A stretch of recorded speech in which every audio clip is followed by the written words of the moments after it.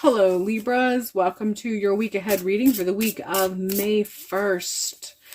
I was just trying to tap into your particular energy for this week, and I just feel like you're ending the prior week with this sense of kind of your energy having been brought down quite significantly, and so you're starting the week from that point. You're starting the week of having experienced a pull down of some sort.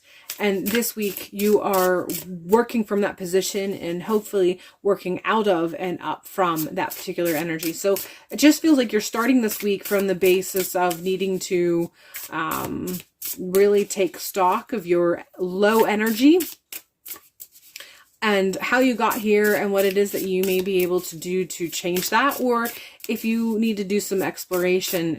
We'll just go ahead and finish shuffling this card to see. But we're ending the last week with some low energy, and that is how you are starting your week, having to deal with this low energy. Halloween magic. I feel like this is coming in strong with letting you know that if you really want to make some changes currently, what you want to tap into is some of your personal spiritual connections and how that relates to your workings, and then therefore what working can you do to make some shifts. And the act of just focusing on this alone is going to create a change that you're seeking or you're desiring. So it's not so much actually doing the working as much as the whole process of doing the work to prep for a work, finding out what it is the working that you want to do, finding the ingredients that you may want to use for that particular working, the process of maybe planning the ceremony if you're going to do some sort of ceremony. That entire process is going to create a shift that you can continue working with and working on top of. But ultimately, this sense of having been drawn down in some regard that you experienced having ended the last week, to make that shift, to engage in such a way that you can start a shift. They're just saying to tap into this aspect of yourself that you have a tendency to do more of around that Halloween time frame. Tap into that now, and that's going to create some of the smaller shifts that you can kind of expand upon. We are continuing with the new moon, new beginnings. I feel this is coming in strong, letting you know that there's some work that you need to do, and maybe whatever it is that you begin to plan, you can do a working on the new moon, really capitalizing on that new energy, that new beginning energy that is available on the new moon. Rosemary, Purify is the third card here, and I feel like this is coming in strong with letting you know that you need to include some sort of purification. This may include self, this may include just the mental self, the emotional self, some spiritual connections that may have gotten a bit clogged or bogged down recently for whatever the reason. This can include your home. This can also include your work space, whatever that may mean for you.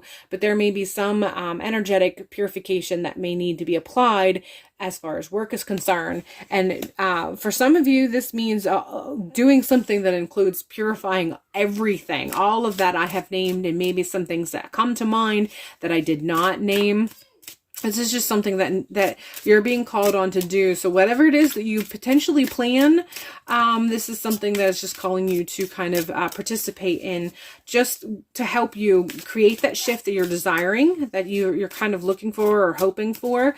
This is going to start that, and then you have to do the work to build on that. But once you start, you're going to become so engaged. It's just going to become second nature for you to continue to capitalize on whatever it is that you begin to create in shifts and changes.